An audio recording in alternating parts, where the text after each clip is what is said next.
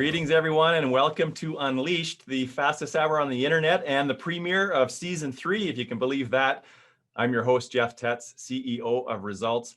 And here's something that we're seeing in the workplace. One of the most significant challenges facing leadership teams right now is execution. And we partner with your management team to help you get really good at it. That's our purpose, and that's our mission and our mandate when we partner with mid-sized firms and their leadership teams. Now, we've got a great episode in store for you today. In just a couple minutes, I'm going to be joined by Dan Coyle, author of The Culture Code, for a conversation about the keys to creating culture for teams to thrive. Now, we often think, at least I think, of culture as something that just happens, just magically appears, but we now know that this just isn't true. And Dan's research has uncovered 3 keys to creating a winning culture, and he's going to show us how we can start applying these 3 principles so we can begin impacting our very own teams and cultures. But first, I want to thank our generous partners who help make Unleashed possible. Our series partner, the Edmonton Community Foundation. Now, the Edmonton Community Foundation acts as a bridge between donors, so all of you, and greater Edmonton area charities to help create strong, vibrant communities for generations to come. And it does this through the power of endowment. So your money isn't just for today, but it's also ensuring vibrance for tomorrow.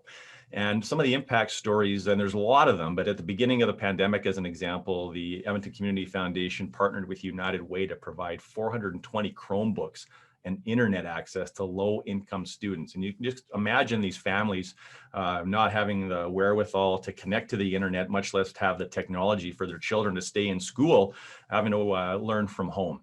And they make things like that possible all the time. And you can get started with your own endowment for as little as $50, and you can find them at the ecfoundation.org. Also want to thank our corporate partner, Project Forest, and they're onto something really interesting.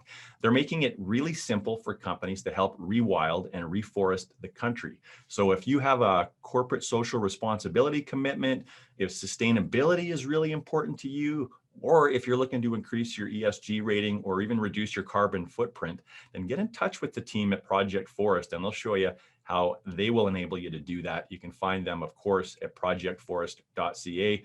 And I want to thank our promoting partner today, David Applin Group. They're a full service recruiting team. And let me tell you, what they do exceptionally well is they find talent that you won't be able to find on your own. And we're living proof of that. And you can find them at applin.com.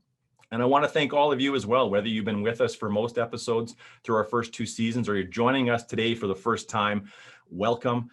It's very, very tough out there, we know, with COVID, and we're all experiencing this in a very different manner. But we certainly look forward to this Unleashed community getting together on Thursdays at 10 a.m. Mountain Time to just share ideas and learn and grow and connect with each other. I mean, we've even got stories of people that met in the chat room on this show that are now working together, either as employees, they were hired and found employment, or even doing work together. So no marriage proposals yet, but you never know.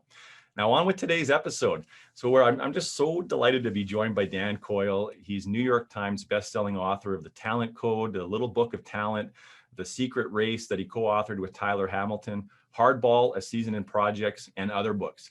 He is the winner of the 2012 William Hill Sportsbook of the Year prize. He's also a contributing editor for Outside Magazine, and he works as a special advisor to the Cleveland Indians. So any Cleveland Indians baseball fans out there, give us a shout. And Coyle lives in Cleveland, Ohio during the school year. And then in the down season, he takes his family up to Homer, Alaska. So that's his wife, Jen, and their 4 children. Dan, I couldn't be more excited to welcome you to the show. Thanks for joining us. Hey, great to be here with you, Jeff. Thanks for having me. It's a delight to be with your community here. Yeah, this is great. And I have to tell you, like, hands down, your book, The Culture Code, is the best book I read in 2019. I mean, I think it captivated our entire team. It really aligns nicely with the work that we do with leadership teams, to the point that we started sending the book to CEOs all across Western Canada. So it's had a huge impact on us and our community. And I think that's why we've had such a compelling response to you joining us today. And I have to ask, how did you get curious about this in the first place? So what is it about great teams and what makes them tick? Like, why, how and why have you chosen to focus your life in this pursuit? And that's a good question. I guess if you get down to it, this is a Canadian crew, right? Like, I grew up in Alaska. And I know what it's like to sort of either get along or not get along with people in where you have challenges, where you have to sort of get through a winter or have some mountain to climb or something like that. So I guess I Yep. grew up around that. And I wrote a book where I visited all these these talent hotbeds around the world a while ago. And I bet you guys have had this experience too, where you walk into a certain locker room or you walk into a certain school or you walk into a certain family and like things feel different there, right? Like people are clicking and things are happening and there's more creativity and there's more performance and more productivity and more joy. And like I kept encountering that in these places, and so it just naturally sort of got me wondering, like, what's that made of? Like it feels like magic. Is it actually magic, or is it something that can be measured, understood? Is there a process underneath that?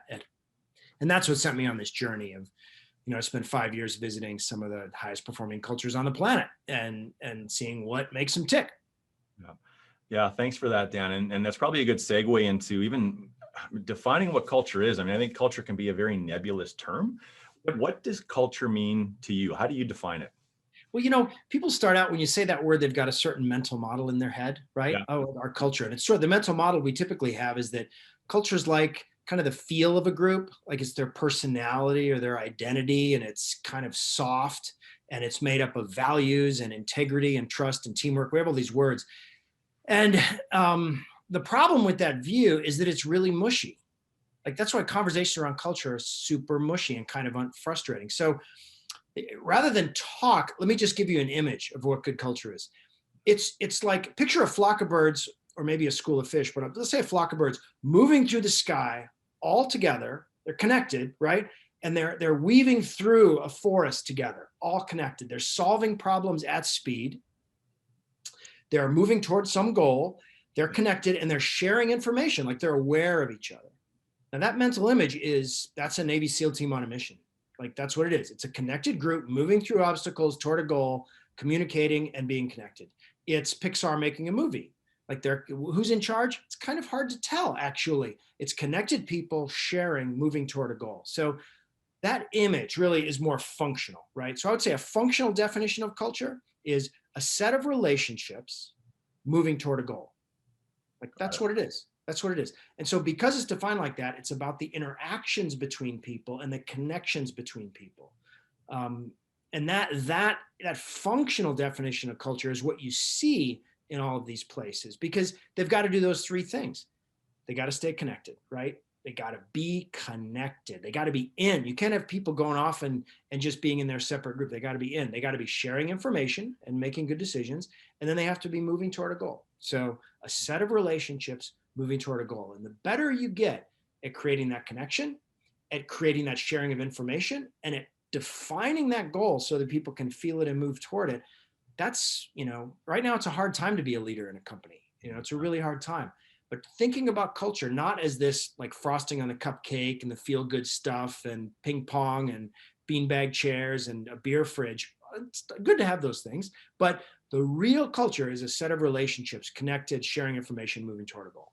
Yeah, great definition. You mentioned cupcakes, and I think up until recent years, I think I felt like culture was a bit like baking a cake, where you throw all these ingredients in. So maybe a good strategy, and you throw a bunch of good people, you mix it all up, and then you sort of put it in the oven, and you just hope that it's going to taste good, right? And you just hope. And I think that's how I viewed culture: is that let's put all these ingredients together, and let's just hope they get along. Let's hope that they're conscientious, and then if everything goes perfectly, we are going to have this culture that we read about in books. And I think now what your book has done so well, Dan, is you very much distilled three things that we have to do to create that kind of delicious tasting culture. What are those three things? Yeah, what are the flour, butter, and sugar of this? Yeah, absolutely. Right. The three ingredients. Okay, the three ingredients are safety, vulnerability, building safety, sharing vulnerability, and establishing purpose. Those are the three. So one, we can take them one by one, or we can go all three at once, Sure. whatever you prefer. Yeah. Go. Let's start with safety. And I know you've had a chance to spend some time with some amazing teams. Let's start with there. Yeah, safety. Like, how do teams? We've all had that feeling where we're like in a group, right? You walk into a room, or you walk into a meeting, or you become part of a team, and we've all had experience in our life where we just feel really good with those people. We feel really safe. It does feel like magic, but actually that's called psychological safety, a term most of you have heard of. But it's created. It doesn't just happen. It's created through a series of belonging cues. Now, belonging cues are short, vivid behaviors. They're not just words. It's not just, hey, I like you. They're behaviors that send a signal of, I see you, I care, we share a future. You have a voice here. Like, they're behaviors that do that. And I saw a couple of really cool examples. I guess my favorite one was with the San Antonio Spurs. You know, if there's any basketball fans out there, you know that the Spurs are the most successful team in American sports for the last like 25 years.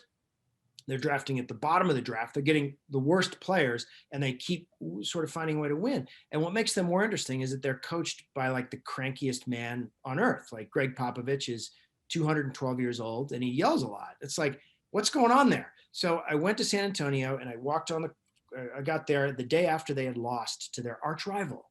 Perfect day to get there because they just lost a game.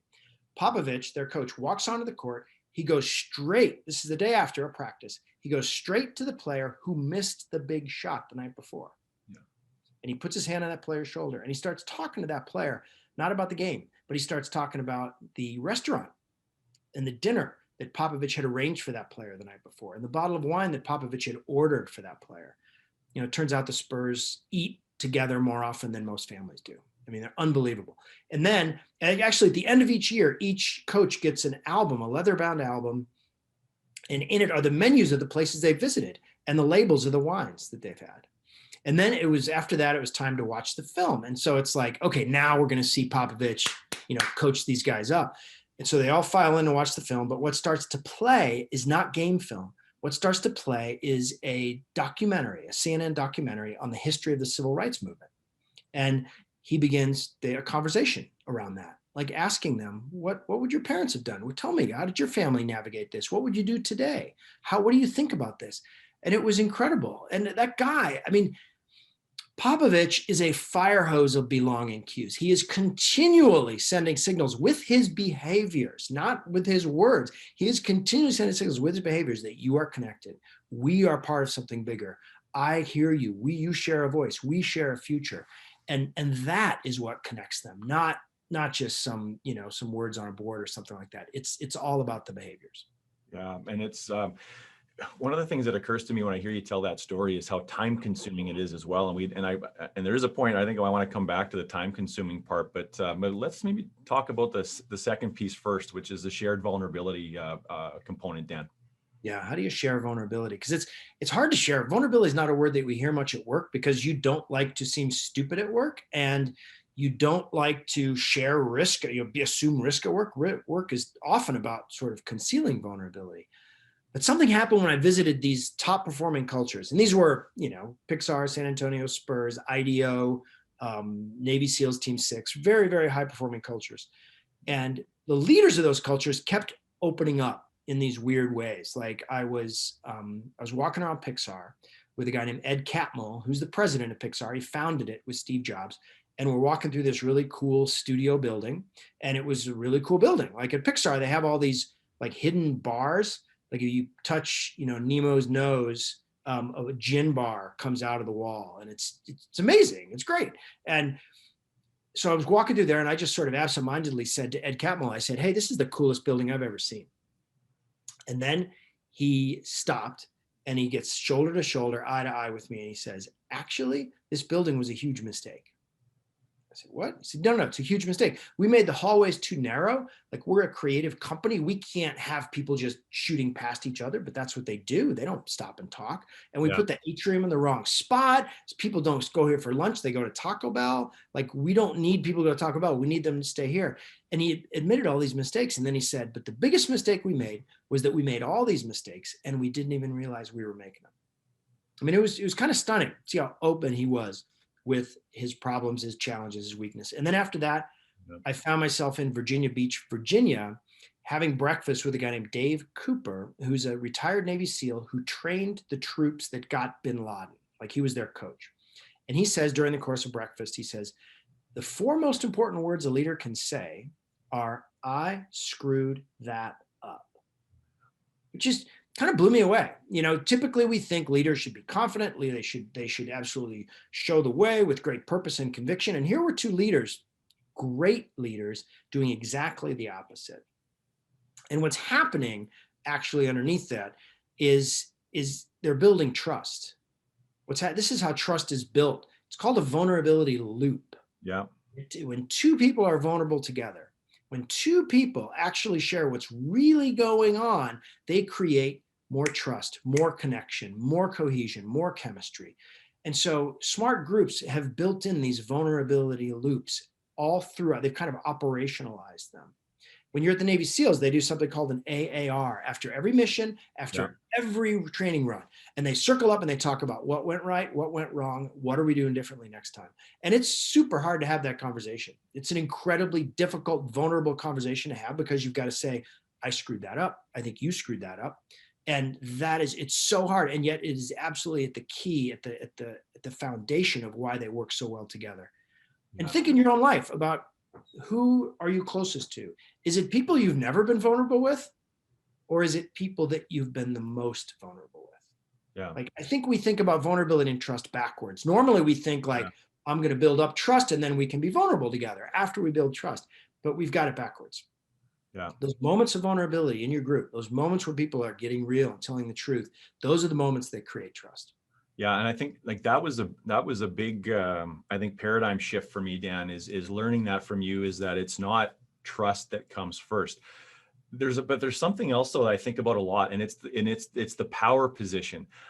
I'm of the opinion and the belief that you cannot be fallible and demonstrate that kind of openness and vulnerability if you're not the people in the power position. So if you're working for people that have more power and influence, and they're not modeling those behaviors, I don't think you can create that in a company or any kind of team. How do you view that? It's important for the leader to do it first. The leader has to signal fallibility first. They have to set that tone where that becomes safe to do. And a lot of leaders don't necessarily realize that. Like, they actually have to over communicate their fallibility. The people that I hung out with, the leaders in these groups that I visited, they were exceptional at doing what Ed Catmull did, which was to kind of overdo it a little bit. Yeah. They always framed it around learning. This is the thing that I think people with the power structure, you actually can. Curiosity and learning is a different way to be vulnerable. To say, hey, I don't have a clue what I'm doing. That's one thing you probably don't want to do around your boss. But if to say, hey, I don't know, I'd love to learn about that. Completely different frame, completely different narrative, completely different signal. And so that's why the communities of learning and groups around learning are so incredibly powerful, and businesses that sort of make this commitment to everybody getting better sort of have a leg up. Building everything around that learning frame is an incredibly powerful way to create trust. How does senior leaders maintain competency but still demonstrate that over the top fallibility that you mentioned? It's continually staying on their learning edge. Like, if you are continuing to learn, you are failing. Like, that's how learning is built, right? There's a great, this is actually one of my favorite examples of this is that when Gretzky was practicing one day, he was skating. He was the weakest, right? He was the slowest. He couldn't bench press his own weight. He was incredible. But when he would practice, occasionally he would fall down. And if you look at that, you think, well, he's the best hockey player in the world. Why is the best hockey player in the world falling down? And the answer is because he's going to the edge of his ability. Yeah. Like, he's figuring out where that edge is. And that's the way that leaders can continue to show that fallibility, I think, because they're humble and they're saying, I really don't have all the answers. Yeah. And that's true. You really don't. You may feel like you do, but you don't. So to actually come to grips with that and to say, man, what I don't know actually is my friend here. I need to sort of express that, figure out what I don't know, and have other people around me. Let's learn about it together. And Gretzky is an example that will resonate for most of our audience, Dan. Thanks for that. I have a friend that coached Gretzky when he was in New York, and marvels at how coachable he was. And that was the last stop of his career, his illustrious career. So right up until the end, he was asking and wanting constructive feedback and criticism. So you've mentioned, so the first two things that we have to do, number one was safety. Number two is this idea of shared vulnerability. What's the third component to a high performing culture? From a functional point of view, let's go back to that flock of birds. It's direction. Like, where are we headed?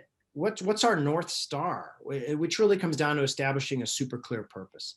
And I guess the best story about purpose that I know happened in 1982 with the Tylenol poisonings. Johnson and Johnson, woke up one day and their product, someone had put poison in bottles of extra strength Tylenol. 8 people died, and so Johnson and Johnson gets a call that their product is a murder weapon. But what happened next was extraordinary. The whole company reacted sort of like that flock of birds. Like, they invented tamper-proof packaging and rolled it out in 8 weeks. They voluntarily pulled $150 million worth of product from the shelves against the advice of the FBI. The FBI was saying, do not do it. They pulled it anyway. They were unbelievably open with the legal community, with the public. And as a result, that's the gold standard of crisis response to this day. Like, that is the gold standard of corporate crisis response. And when you say, how'd they do that? And you roll back the tape, what you find out is that there was an executive there, this guy named James Burke, who for 4 years prior to the Tylenol poisonings created this all company conversation around the question, just one simple question: what comes first? What comes first for Johnson & Johnson? Because a lot of things could come first, just like with any company. A lot of things could come first. Stock price, R&D, relationships with clients, each other could come first. But what they decided in that conversation, what comes first for us, our North Star, is the health of the user of our product. And they carved it into granite and they called it the credo. And as a result of that conversation, when the Tylenol poisonings happened, they didn't need to we should have a meeting. Right? They didn't need to have a meeting. They didn't even need to think. They knew what to do. Should we invent tamper-proof packaging? It's a no-brainer. Should we pull the product from our shelves against the advice of the FBI? No-brainer. So building that North Star and think of it as a windshield that you've got.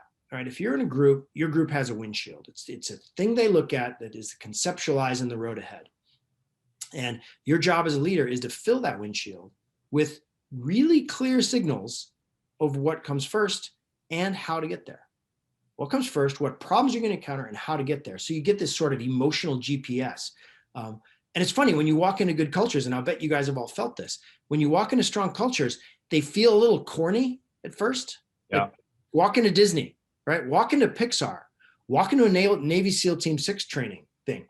It's kind of over the top. Like, come on, guys. I get it. I get it. But they use all these corny mantras and there's visual reminders of what they do everywhere. And it's that, but actually that kind of overdone environment is a signal that this is a strong culture. It's the windshield. They're building this windshield so that when something happens, they all know where true north is. Yeah. Yeah, no, it's a great point. And I think part of the corniness, Dan, is just to make sure everybody understands it and gets it. I saw a survey earlier this week where when senior executives are surveyed and they're asked, how often are your employees thinking about work away from the job? Senior executives estimated it was like 60% of their time. When those employees are asked, they said 2%. So, and wow. So if we're not over communicating those things to the point, I think, where our employees are making fun of us for our mantras and our sayings, we're probably not doing it well enough. You hit on something else, I think, too, Dan, which is decision-making in uncertain times, and that North Star, right? And the guiding principles, values-based decision-making. I don't think a lot of us understood what that meant until this pandemic hit. And I think it's been the ultimate equalizer that if you're a leader of business, you've been dealing with uncertainty at levels that you probably haven't seen before, unless you were heavily involved in maybe the real estate crash or the financial crisis back in 2008 or those kinds of things. So I think that you hit on a really important point there. Something else that sort of occurs to me is if you're in this mid-level, you're in a 300-person organization, you're a mid-level manager, oftentimes you're at sort of the whim of the senior leaders to give you direction and directives on what to do, and you may not always agree with those. Yep. There's a story that you tell about the Navy SEALs and how they prepared for the Bin Laden mission that I think speaks to that. And I wondered if you'd be willing to share that with us here. Yeah, it's about the guy I referenced earlier, Dave Cooper. When he got called in one day, I think at the time only about 3 people knew where Osama was, and he was, I think, the 4th, and they were planning the mission. And his commander had a really clear idea of how he wanted to do the mission with helicopters. All right, we're going to use helicopters, these new stealth helicopters. sort of new. They can go underneath the Pakistani radar and sneak in, and then we'll rope down and we'll get him, and then we'll get out of there. And Dave Cooper had seen these helicopters before, and he didn't really trust them. So he tried really hard to get that commander to change his mind. Really hard, to the point where Dave Cooper thought he was going to get fired. And finally, he said, all right, I'm going to go along with this plan. I don't like it, but we're going to adapt. We're going to do rehearsal after rehearsal with these helicopters that we have to use. We're going to have them fake going down and crashing in every manner. And they trained in North Carolina, they trained in Afghanistan, rep after rep after rep after rep, doing AARs, doing the things that bring SEAL teams together, being super vulnerable, right? And making mistake after mistake after mistake after mistake together, analyzing what went wrong, doing it again, analyzing what went wrong, doing it again. And finally, when the night came, as some of you may remember, this is a while ago, but when the helicopters went in, they did crash. There was an unexpected downdraft from the walls of the compound. Neither helicopter landed where it was supposed to be. One of them crashed inside the courtyard. But the second the SEALs came out, they solved the problem. They got in and out. They did it absolutely by the book, not because they were invincible to start with, but because they had been vulnerable together every single step of the way. So from Dave's point of view, it wasn't the plan he had chosen. It wasn't at all. But he leaned on that core value of vulnerability and leaned on that core value of learning to make a team that was adaptive enough to solve that problem. And I think that question of being adaptive in the field is more urgent now than ever before. Like, it used to be the world was a lot more predictable. It used to be you could sort of give people instructions and they could expect to follow those instructions. But as quickly as things change now, those sorts of hierarchical organizations don't function very well.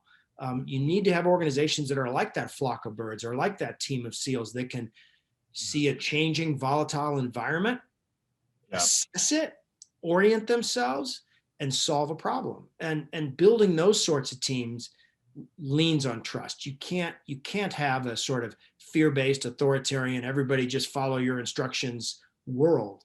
In the same way that our military forces have evolved to be this way for this new world, it's kind of a fascinating challenge for businesses to make that same evolution. Yeah, absolutely. And I just think that story is so it's so relatable for somebody in an organization that feels like they've got a game plan or a strategic initiative they don't fully buy into, and yet they're expected and even measured, their performance is measured against the success of that priority.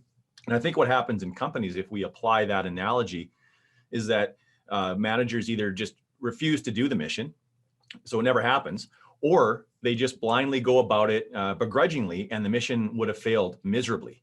But there's the third option, is to figure out a way to galvanize your commitment, but still be authentic to your gut and your feelings and your unique perspective of it. So I think that's a really good story. Thanks, Dan. So something else I've been thinking a lot about is this notion of proximity. So it appears that proximity is really important for creating sort of connection and belonging. And I wondered if there's two parts to this, but on the first part of this, I wondered if you could talk a little bit about how proximity shows up in relationship building.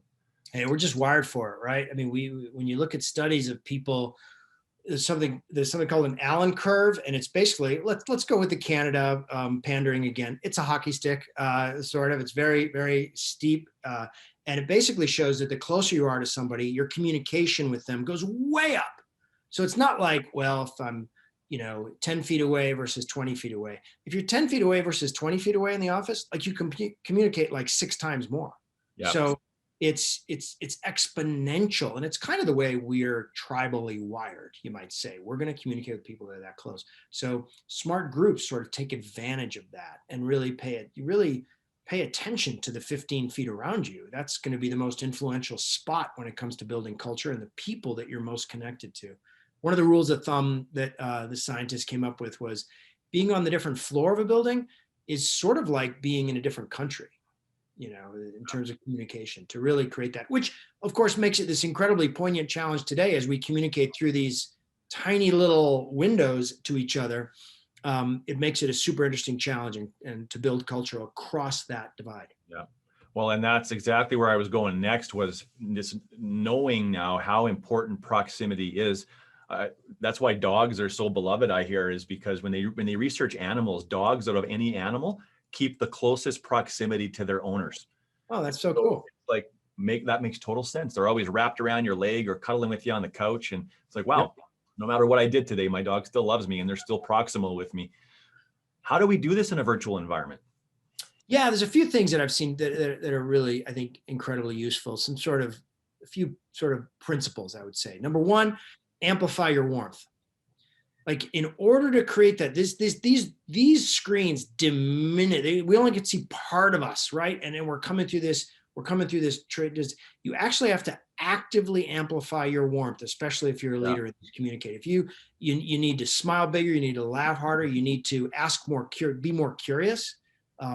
Amplify your curiosity about people. Yeah. That's one thing. Another thing is to find space to just hang out and do nothing together online. And there's a weird thing I've actually seen around eating. Breaking bread together is one of the most human things we can do.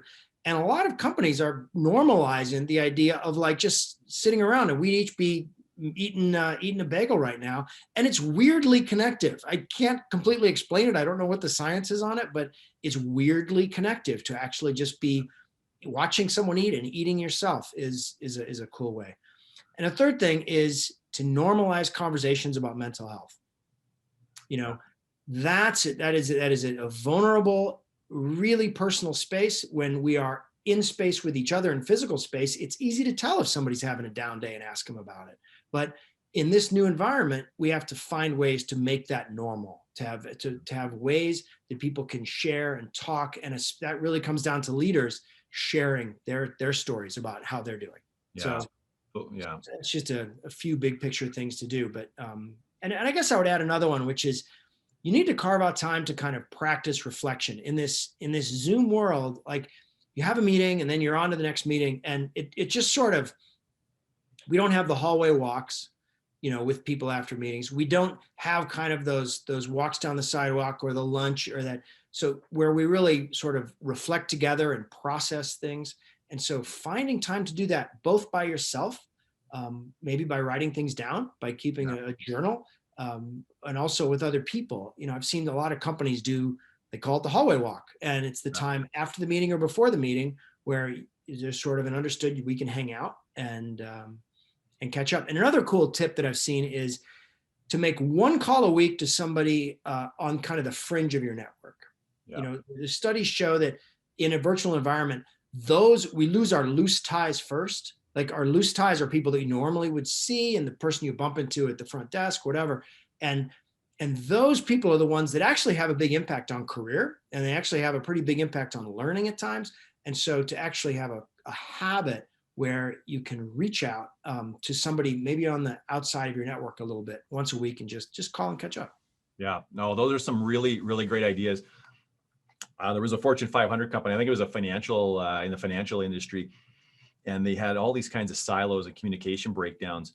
And they tried an experiment they had everybody on in both divisions had to do one 10-minute call with each other one-on-one per week for a month. The only rules they had is the call had to be 10 minutes long, and they could not talk about work. And we often would apply like a lot of thinking, strategic thinking, train people on communication skills and crucial conversations, and take them away for a couple of days on a retreat to fix these communication barriers. It was as simple as a 10-minute conversation once a week for a month. Couldn't talk about work. Oh, that's so cool. That's really cool. There's a good book I'd recommend too to your audience too. It's called Virtual Rituals. It's by the name Len Fajardo, Fajardo. And I know somebody might be able to find a link to it, but I think it's just coming out, or maybe it is coming out. But it's all about, in the virtual space, you can't just rely on people to pay attention like you can in the physical space. You have to actually create a new experience. And so it's filled with all these, some of them seem kind of goofy, like let's all take 5 deep breaths together, or, it has to do with music. He has a lot of different games people can play. It's a little woo-woo, but I think it's appropriate to this challenge because you can't just sort of expect to connect in the same old way. It's a real interesting stretch And that book has some nice ideas on how to make that stretch. Yeah, great advice, Dan. And I think what I'm finding anyways, there's two camps of leaders. There's the camp of leader that says that they just can't create connection in a virtual world. There's another category of leader that's being very clever and very, very resourceful. In fact, I was sent an email last night from one of our clients, Amanda from Almeida. She's the VP of HR there. She sent me this very articulate email that she sent out to all employees that then had this list of creative ways for them to build connection and culture in the pandemic. And they can choose, she's challenging all employees to choose 3 of the things on the list in the next 30 days. And I just thought it was wonderful and such a heartfelt message. I kind of was getting a little teared up just reading the email. I thought, wow, what an amazing thing to work for a company like that. That's awesome. Send me that. I'd love to see that. Yeah, I will. I'll get her permission and I'll send it off to you for sure. So there's something else, Dan, you've spent some time with these remarkable teams. I mean, you talk about Greg Popovich with the San Antonio Spurs, and it occurs to me that his life seems to be about building connection and culture.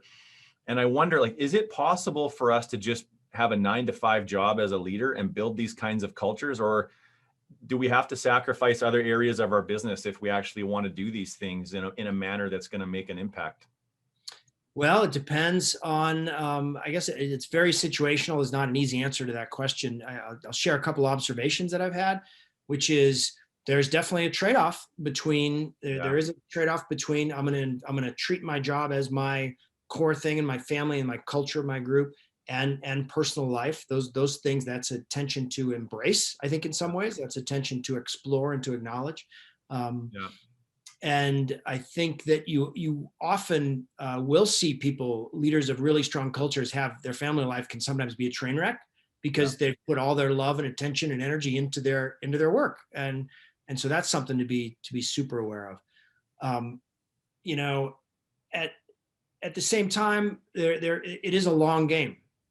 And so we always have this, in terms of taking away from the rest of from the blocking and tackling of the business. I think culture often feels inefficient. That's the fact of it. For to have those 10-minute conversations, it can't be about work, feels like you're not doing work, right? To do the hangout where we're just eating hamburgers feels like we're not doing work. And so you have to pull your camera back and really see culture from this relational point of view. If you are building a relationship, then it is helping in the long run.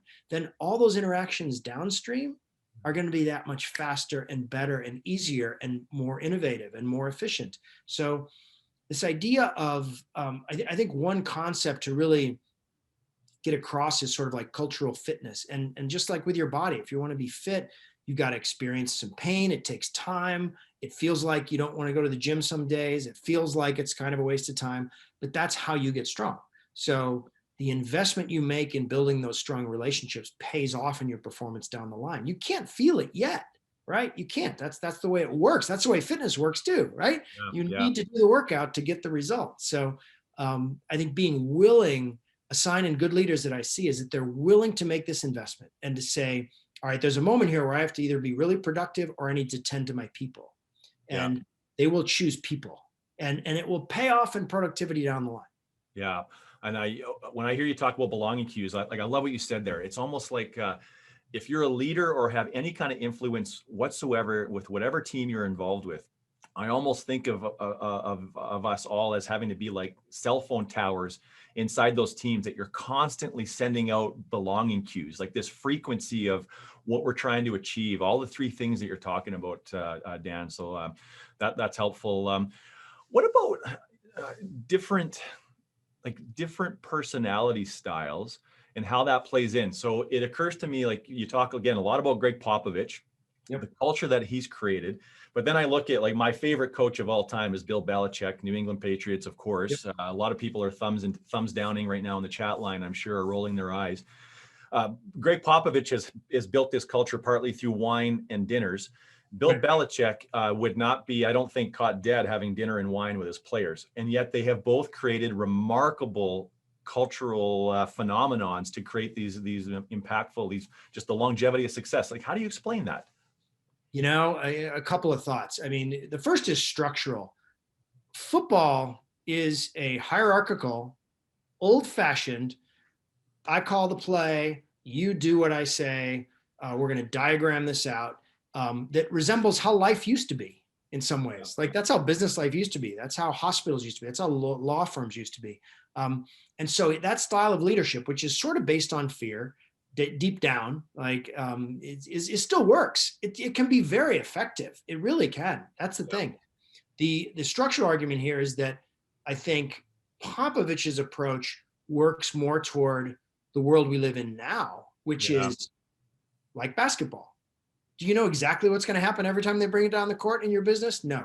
Do you need them to be aware for possibilities and opportunities and challenges? Yes. So it's a question of authoritarian sort of structure versus a more of a cellular, freelance, organic structure that we find.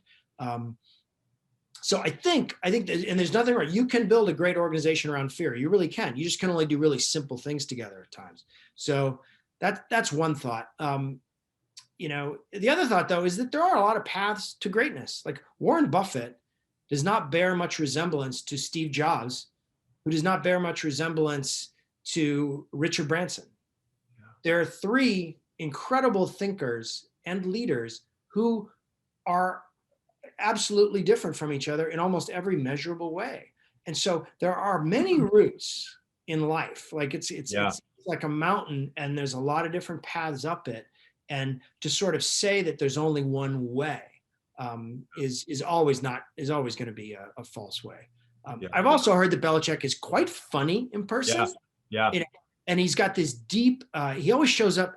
I have a friend who's in the Navy, and Bill Belichick came to hang out with some of the Navy SEALs, and Bill Belichick wore a blazer and a tie.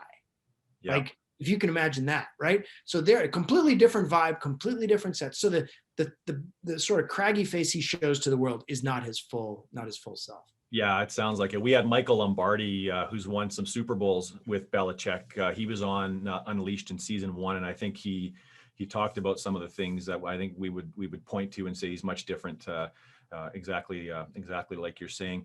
Now, another piece, or actually, I want to remind people, hang on with us till the end of the episode today for your chance to win a signed copy of Dan Coyle's book, The Culture Code. So we're happy to give some of those away.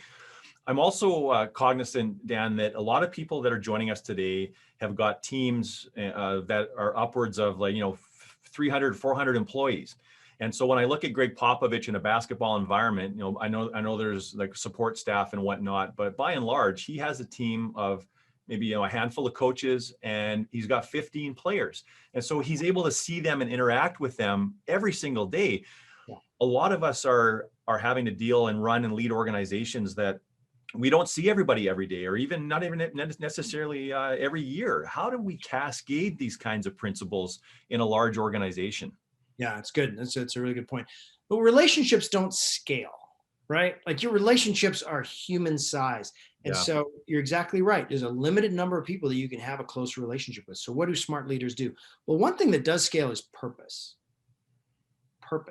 And so they spend a ton of time creating that windshield that I talked about, creating that windshield of purpose, building something I call in the book a mantra map that really outlines what the North Star is and then describes the common problems you're going to get and the common ways to get around it, sort of scripts the key behaviors to being in the organization. So they spend a ton of time creating and being that radio tower that you thought of, that you described before. I also often think of them as being athletic communicators. Like they'll talk about purpose endlessly and they'll find different ways to connect it to different people. I think we often think of purpose as being like this one big statement that's carved in rock. And it's not.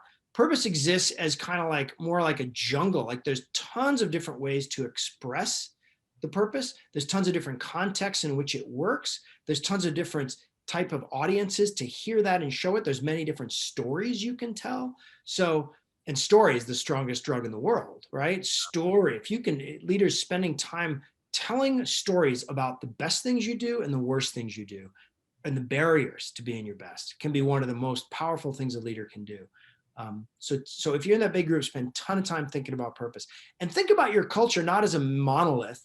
If you've got 300 people, you've got 10 little, you have a cultural ecosystem, right? You have all these microcultures that aren't identical.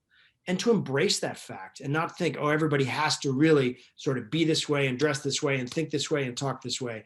The idea that you are a greenhouse. There's one leader I said put it really clearly. He goes, my job here is not to be the best plant. My job is to build the greenhouse where the plants can grow. Yeah. And so your job as a leader becomes, how can I encourage and spotlight the best of these microcultures around us and equip them to define themselves and equip them to reflect on where they are at their best and where they could improve? Yeah, no, I like that. What about situations where you just might not be everybody's cup of tea and you tried everything that you can, but no matter how hard you try, you just can't connect with one of your employees, one of your colleagues? What do we do there? That's a tough one. I mean, there is a rule that I kept bumping into at these great groups, which is zero tolerance for brilliant jerks. The brilliant jerk is somebody who pops up pretty often in our society. The person who's a great coder, they can solve problems. I work a little bit for the Cleveland Indians. We had one pitcher who was a really good pitcher, but he didn't get along with everybody and really caused a tremendous amount of upset. And the rule zero tolerance is incredibly powerful. I think when you really look at the impact that a jerk has on a culture, he makes it unsafe, or she makes it unsafe. And so the payoff you get when you take a brilliant jerk and get rid of them or move them along is really significant, is really, really underrated and really powerful. And so making that rule evident from the beginning, modeling that and sending that message from the top, no brilliant jerks, can be a really powerful way to inoculate yourself against that kind of behavior.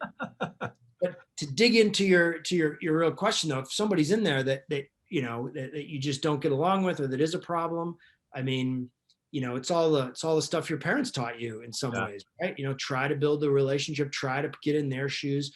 A lot of those sort of behaviors are coming out of a place of pain and confusion and trying to protect something. And you can't fix everything, but you can at least sort of try to understand it. And especially at this moment that we're living through in the world, in terms of the increase in awareness that we have about inequality, the increase of the awareness we have about systemic racism, about gender issues, this idea that we need to be more empathic and we need to be on a journey to understand what it's really like to be in somebody's shoes.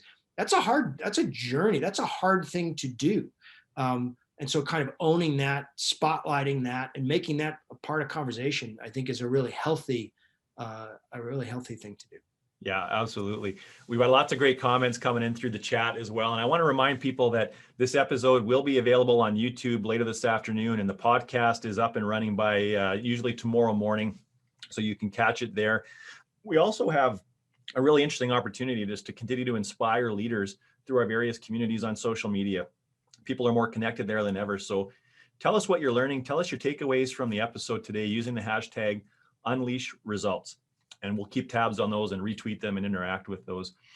Dan, I have a question. I don't know if you've been asked this before, but if you were to rewrite the culture code, how would the book be different today? Wow, that's pretty good. It wasn't that long ago that I wrote it, but I guess the thing that has really come into focus for me is how productive tension can be. Like, we have this sense like that great cultures are places where everything's harmony, right? Where every idea is a good one and where everybody every project is a success. And that every conversation is just a series of great idea, great idea, great idea, great idea. That's not true at all.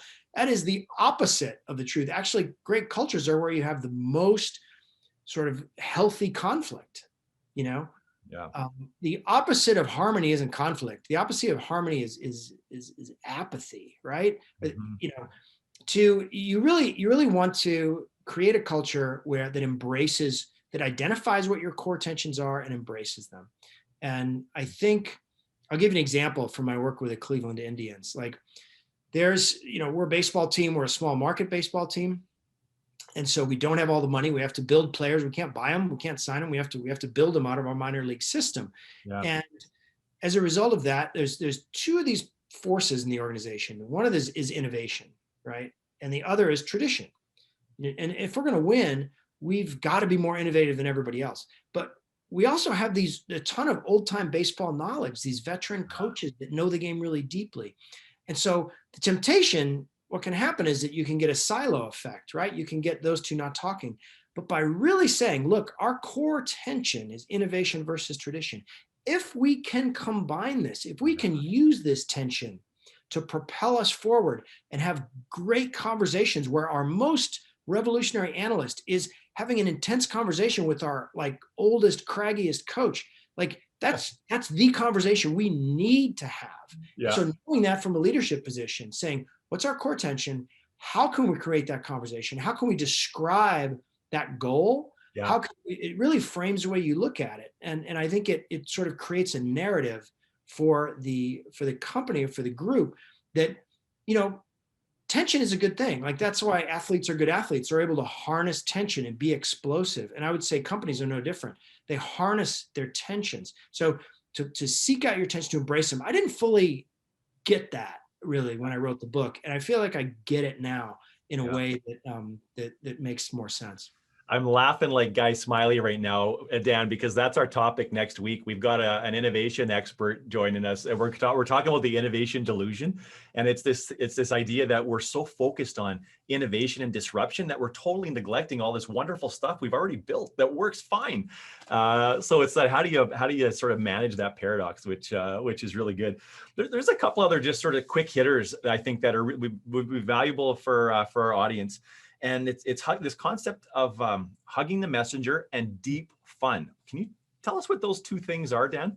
You bet. Hugging the messenger. Amy Edmondson. Did I see her picture on here? Yeah, she's joining us for the finale of season 3 in April. So she's the sort of popularizer of psychological safety, and it's her phrase.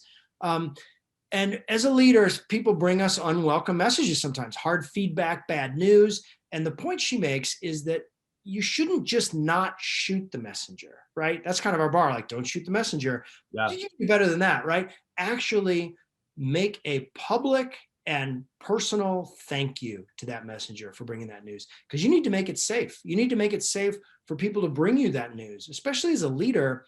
You often get insulated from what's really going on. And so when someone gives you a piece of hard news that tells you what's really going on, that's a pretty cool moment. And so to actually say, hey, I really appreciate that. And I want everybody to keep doing that. Yeah. And what was the second one? So deep fun, this notion of deep fun. Yeah, like fun comes in two flavors. I used to coach Little League, and my assistant coach, she taught me this.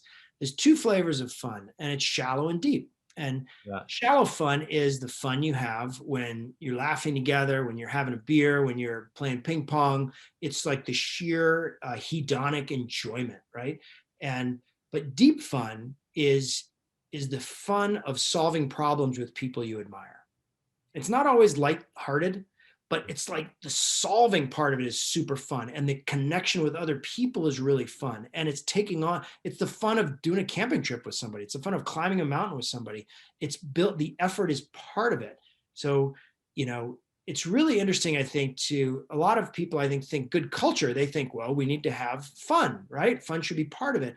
And I think shifting the conversation, because shallow fun is easy, right? It's a low bar, it's easy. And it doesn't really create the kind of deep connection and belonging that deep fun creates.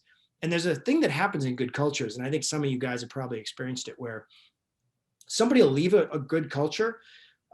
People will leave the SEALs, they'll leave the Spurs, they'll leave Pixar, and then they'll end up coming back, because what they'll say is, it just didn't feel the same out there. And what they're talking about is the fun of solving hard problems with people you admire. And it's a rare thing in life. And so it's one of the things that, as leaders, if we can build that deep fun into our organizations, it really gives them an incredible added value that just everyday life doesn't bring. I really identify with that. We talk as a team around this idea that we will walk together forever now, based on what we've gone through in the last 11 months. No matter how long we formally work together, we will walk together forever. And I think that's amazing, Dan. So what a bit of a fun maybe question for you now. I mean, you've walked the halls of Pixar, been sort of in the proverbial trenches with the Navy SEALs, had dinner with the San Antonio Spurs. I mean, the stakes are high in pressure cooking environments. What's maybe like an embarrassing moment that happened that you experienced while you were with these groups? If you could share it, with not violating any NDAs or privacy laws here that's going to get you thrown in jail by the Navy SEAls. No, there's way too many embarrassing moments to even account for. With the SEALs, we ended up doing some sort of shooting and obstacle course stuff. It was a little embarrassing when you see there's a bit of a gap between what a Navy SEAL can do and what a civilian weekend athlete can do. I would hope. Yeah, it's not small. Yeah, and I guess in those environments, my job is always kind of to be a fly on the wall and then kind of loop around and talk afterwards and connect. I got one thing that I guess is not actually super embarrassing, but it's more interesting, I think, because people in those environments, they were all seeking to learn from each other. So I went from being like, I'm reporting on you, to they would always turn the table and be reporting on me, saying like, oh, you've been in the Navy SEALs, how do they do it? Right? Like they were always flipping it. And so I found myself like, introducing them to each other. And because they have such a learning curiosity and deep curiosity about performance and about excellence, I ended up being like a matchmaker for people in these different groups. And some of them now have jobs with each other. And it's been kind of delightful. But as a journalist, it made me feel like a doofus, because it was like, wait a minute, I thought I'm supposed to be asking you questions. Yeah, absolutely. And I've got to ask, we're 4 days away. I'm pulling hard for Brady, of course, going to be a tough, tall challenge here. What's your Super Bowl prediction? I don't know. Chiefs are pretty good. I mean, Mahomes pretty dynamic. But so I'd say my money, if I were to bet, I'd put it on them. Yeah. And we're starting a bit of a new feature. We're going to end every episode now what we call 3 in 30. And it's 3 simple things that any leader that's tuning into this episode can do in the next 30 days to change their culture, change their leadership, change their business. Dan, what are those 3 things? Well, one, keep an open face, especially over Zoom. This is your frontalis muscle, and it's probably the most important muscle in your body when it comes to signaling attention, engagement. Think about the faces of the leaders you admire. Think about how they use those faces, how they use their eyes. It's powerful. Number 2, send the 2-line email. The 2-line email is an idea from Laszlo Bock at Google. It is actually now he's at a place called Humu, which is a real super fascinating company. 2 lines. You send it to your people you work with. Tell me one thing you want me to keep doing, and tell me one thing you want me to stop doing. Short email, really big signal. Yeah. And number 3, do an AAR, do an after action review. After you do something as a team, circle up for 5 minutes and 3 questions. What went right? What went wrong? What are we going to do differently? And make it real non-judgmental. Even have a junior person lead it. Actually, that can be a powerful way to sort of send that signal that, look, we're about getting better here. So yeah, open face, 2-line email, AAR. Dan, this has been such a pleasure. I am such a fan of your work, and now I'm a fan of you as a person. You're such a giver, and we're very, very gracious for your time today, as is our entire community of leaders. Look forward to staying in touch, and can't wait to see what you're working on next. So as we transition, we want to make sure you know how to stay connected with us and with Dan. And you can find Dan at his website at danielcoyle.com. If you have questions or comments for us about the show, how we can make it better, future topics or guests, please email us info@unleashresults.com. And you can follow me on Twitter for all things leadership and Tom Brady related. Happy to connect there. And then of course the podcast is available at unleashresults.com/unleashed/ hyphen, I guess, series. You can find it there. And looking ahead to some giveaways. So we're going to be giving away some copies of the Culture Code. And if you click through to the bonus offer section, you'll have a chance to register to automatically be entered into that draw. And we will make that draw tomorrow morning and inform you whether or not you won the book. And if your business is ready to take the next step, just check the box for a conversation with Nicole. She's very friendly and she's very insightful. And she'll talk to you a little bit about how you can start to take your culture in another direction, enhance your business and take your company in an improved direction in this challenging time.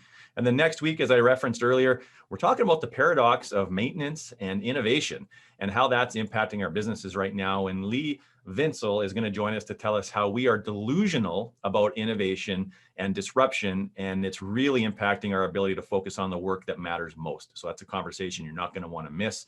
And in the meantime, just reminding you that leadership is hard. We know that, but it's well worth it. So just stay in the arena, stick with it. So happy to see everybody. Can't wait to see you again next week. Be well.